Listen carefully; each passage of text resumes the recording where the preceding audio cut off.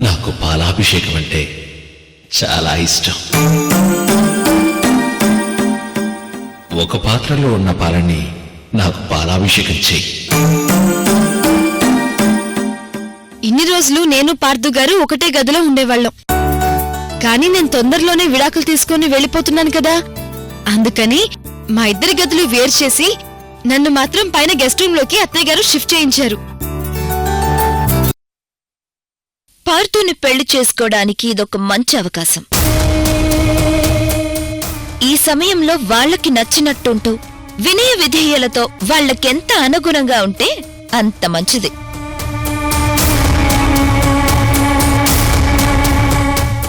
రేపు పెళ్ళయ్యాక తిరిగి నా క్యారెక్టర్ నాదే, నా డ్రెస్సింగ్ స్టైల్ నాదే, అందులో ఏ మార్పు లేదు. ఈ పెళ్లికి సంబంధించి వాళ్లకి నా దగ్గర ఏ రిమార్కు కనిపించకూడదు. అందుకే ఈ చీర, ఈ సెటప్. ఏదేమైనా నీకు ముందు చూపు చాలా ఎక్కువ, ఐశ్వర్య.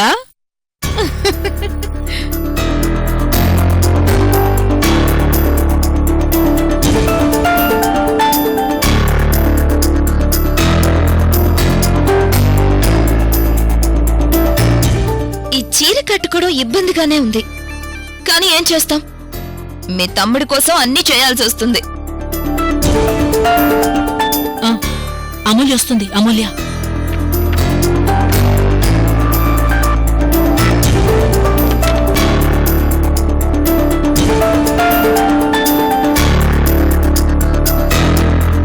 ఏంటమూల్య నీ చేతిలో? ఇది నా టైం టేబుల్ అండి.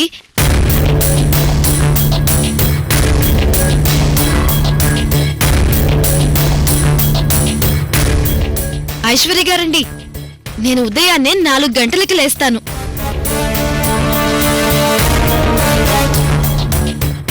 స్నానం చేసి పూజ చేస్తాను. పార్థు గారికి కాఫీ చేస్తాను.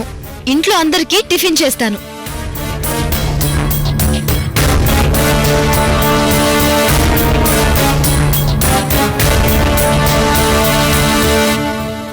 ఇలా ప్రతిదీ ఏ వేళప్పుడు ఏం చేయాలో క్లియర్ గా అర్థమయ్యేలా రాసిన టైం టేబుల్ ఇది.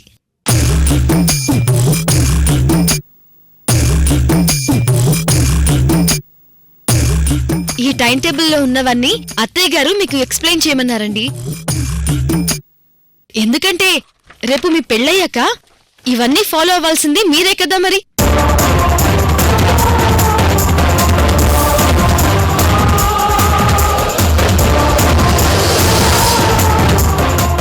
నేను నిద్ర లేచేసరికి 9-10 అవుతుంది. ఒక్కోసారి 11-12 కూడా అవ్వచ్చు. ఈ టైం టేబుల్లో ఉన్న సగం పనులు ఆలోగా అయిపోవాలి. ఈ టైం టేబుల్స్ ఫాలో అవ్వడం మన వల్ల కాదులే. మీకు ఒకసారి చెప్తాను, వినండి.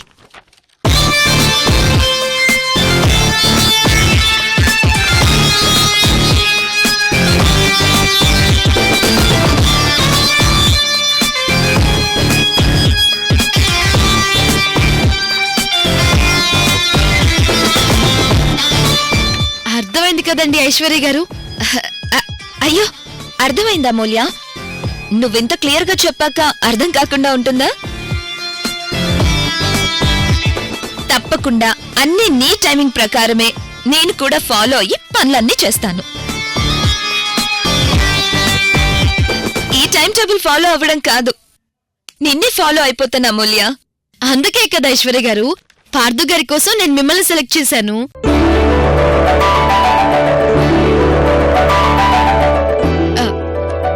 అత్తయ్య గారు కింద వెయిట్ చేస్తుంటారు. పదండి వెళ్దాం. పదండి.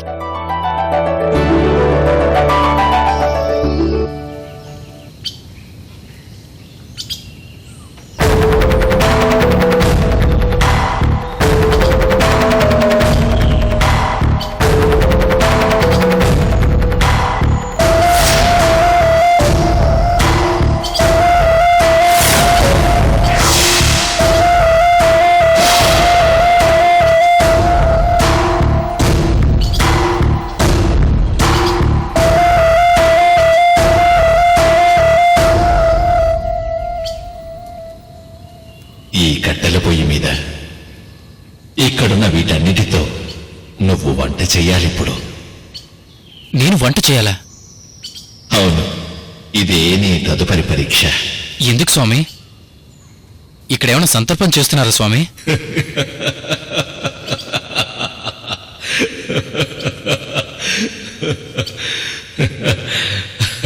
కాదు, మరి ఇన్ని వంటకాలు ఎందుకు స్వామి?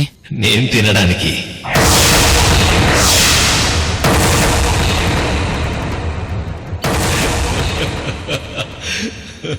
ఇంత భోజనం, ఇన్ని వంటకాలు అన్నీ మీరే తింటారా? అవును.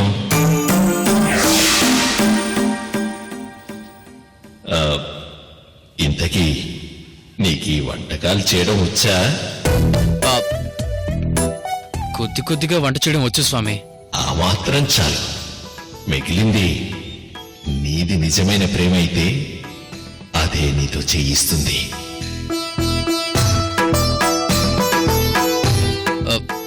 ఇది కూడా మీ పరీక్షనా స్వామి?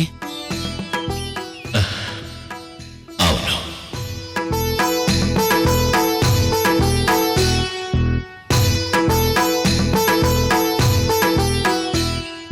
ఇప్పుడు సమయం సరిగ్గా 10:30 ఇంకో 2 గంటలు అంటే 12:30 వరకు నువ్వు నాకు భోజనం సిద్ధంగా ఉంచాలి.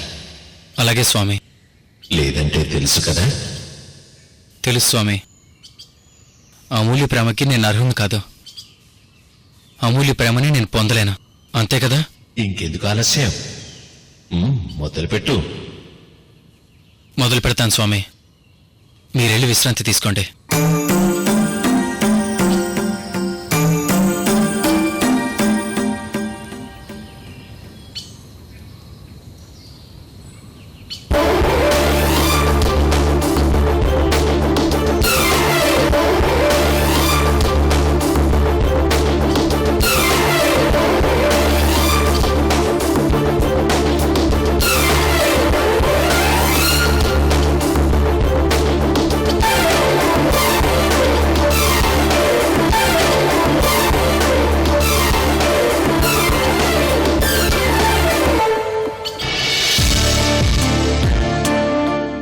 ఏం చేస్తున్నావు అమూల్య?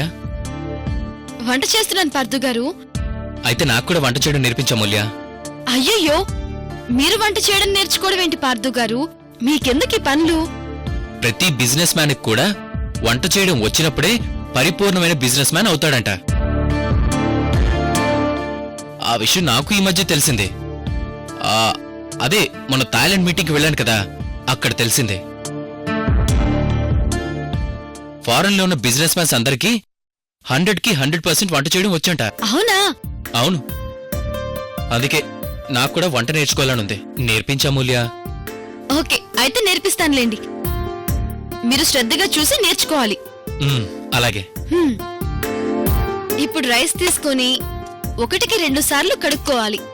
రైస్ ఎన్ని గ్లాసులైతే వేస్తామో అంతకు 2 గ్లాసులు నీళ్లు పోసి స్టవ్ మీద పెట్టుకోవాలి.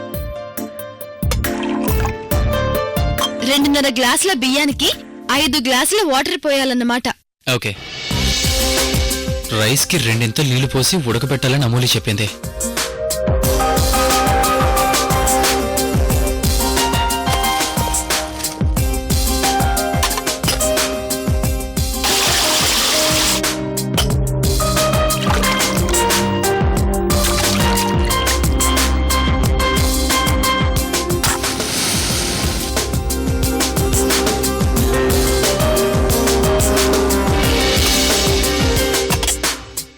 ఇప్పుడు 15 నిమిషాల్లో అన్నం అయిపోతుంది.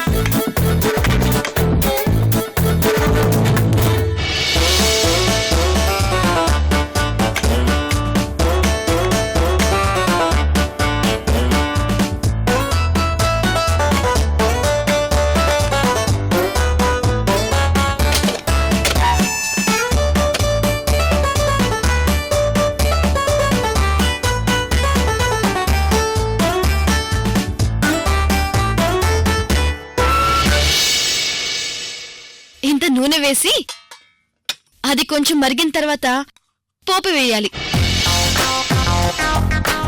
అమూల్య చిన్న కొండలో వంట చేసింది కాబట్టి కొంచెం నూనె పోసింది. ఇది పెద్దది కాబట్టి కొంచెం నూనె ఎక్కువ పోయాలి.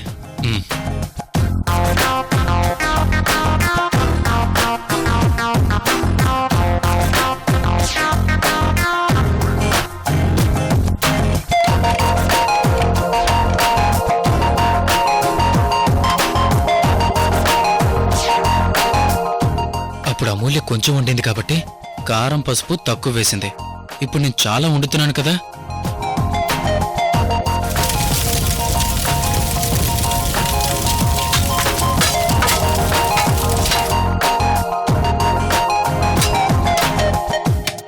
తర్వాత పచ్చిమిర్చి, ఉల్లిపాయలు, కరివేపాకు ఇవన్నీ వేయాలి.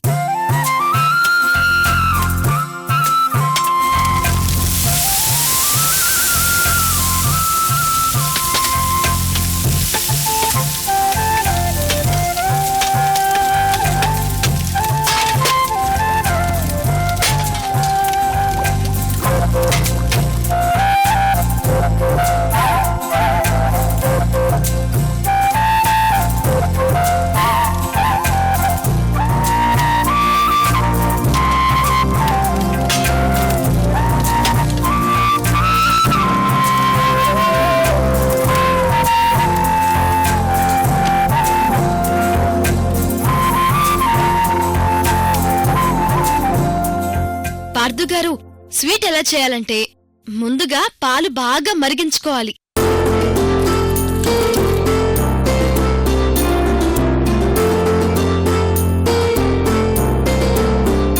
పాలు బాగా మరిగిన తర్వాత చక్కెర, నెయ్యి వేసి. అమూల్య ఏమని చెప్పింది? ముందు పాలను బాగా మరిగించమని చెప్పింది.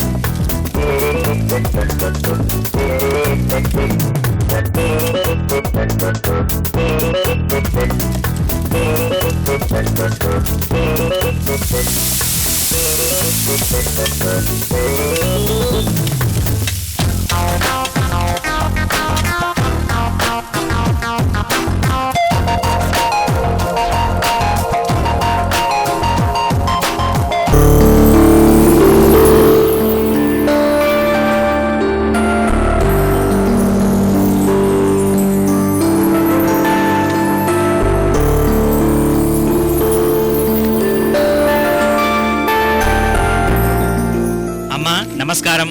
అయ్యా నమస్కారం. నమస్కారం పంతులు గారు, రండి వచ్చి కూర్చోండి.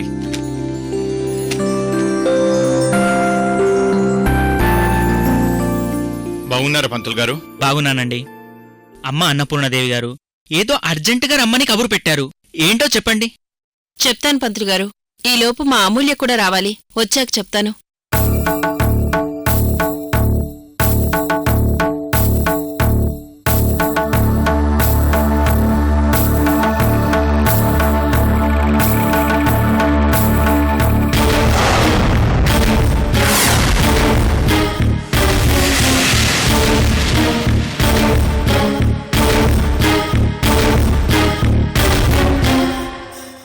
ఏంటి త్రిపుర, మన ఇంటికి పంతులు గారు వచ్చారేంటి?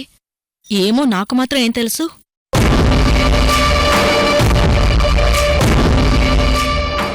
నమస్కారం పంతులు గారు. నమస్కారం అమ్మ అమూల్య.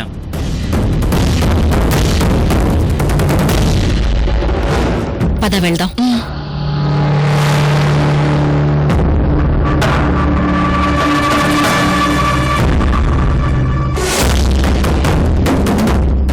అమ్మా, అమూల్య గారు కూడా వచ్చేశారు.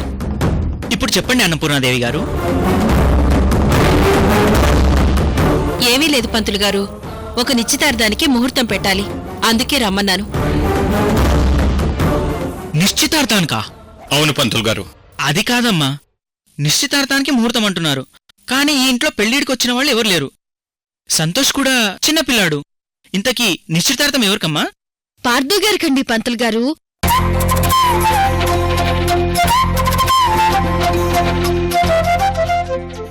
ఓహో, పార్థుగారికేనా? పార్థుగారికా? అవునండి, మా పార్థుకి నిశ్చితార్థం. పార్థుగారికి నిశ్చితార్థం ఏంటమ్మా? ఈ పురోహితుడితోనే పరాచకాలాడుతున్నారా? ఇది పరాచకం కాదండి, పచ్చి నిజం. పార్థు గారి నిశ్చితార్థానికి ముహూర్తం పెట్టడానికే అత్తయ్య గారు మిమ్మల్ని పిలిపించారు.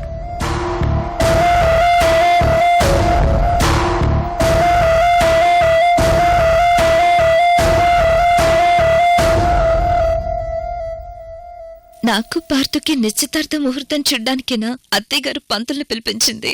Congrats Aishwarya. Thank you Tripura.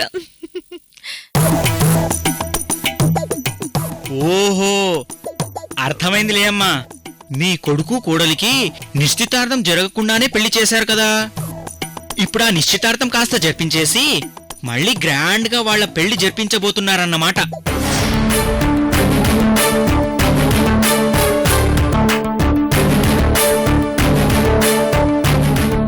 అలాగేనమ్మా, ముహూర్తమేగా, నేను చూస్తాను.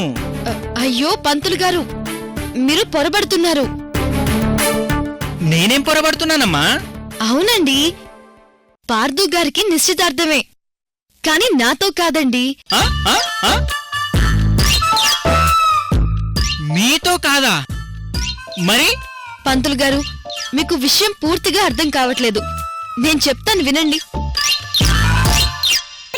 ఇప్పుడు నిశ్చితార్థం జరగబోయేది నాకు పార్థు గారికి కాదు, పార్థు గారికి ఐశ్వర్య గారికి.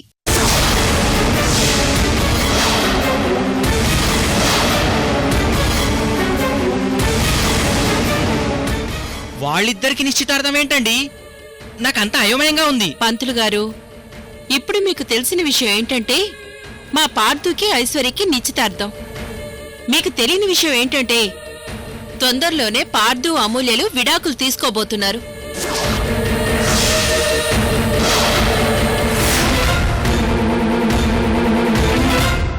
అమూల్య దగ్గరుండి మా పార్థుకి ఇంకో పెళ్లి చేస్తుంది. అందుకే ఇప్పుడు నిశ్చితార్థ ముహూర్తం.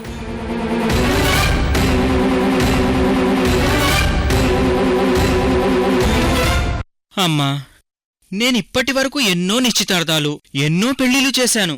కాని ఇలాంటి పెళ్లి మాత్రం నేనింతవరకు చేయలేదు. ఇప్పటికైనా అర్థమైంది కదండి పంతులు గారు? అర్థమైంది గాని అమ్మా, పార్థుగారు మీరు విడాకులు తీసుకోవడం ఏంటో కాని నాకర్థం కావట్లేదమ్మా. పంతులు గారు, ఇక్కడ మీకు తప్ప మా అందరికీ అర్థమైంది. దాని గురించి ఎక్కువ ఆలోచించకుండా వచ్చిన పని చూడండి, ముహూర్తం పెట్టండి. సర్లే అమ్మా, మీ ఫ్యామిలీ మ్యాటర్స్ నాకెందుకు కానీ వచ్చిన పని చూసుకుంటాను. అమ్మా, ఒకసారి కాబోయే వధూవరుల జాతకాలు తీసుకురండి, చూడాలి. మా అబ్బాయి జాతకం ఇదిగోండి, ఇక్కడే ఉంది. ఐశ్వర్య, నీ జాతకం తీసుకురమ్మన్నాను, తీసుకొచ్చావా? తీసుకొచ్చాను అత్తయ్య గారు, పైనుంది. ఇప్పుడు వెళ్ళి తీసుకొస్తాను.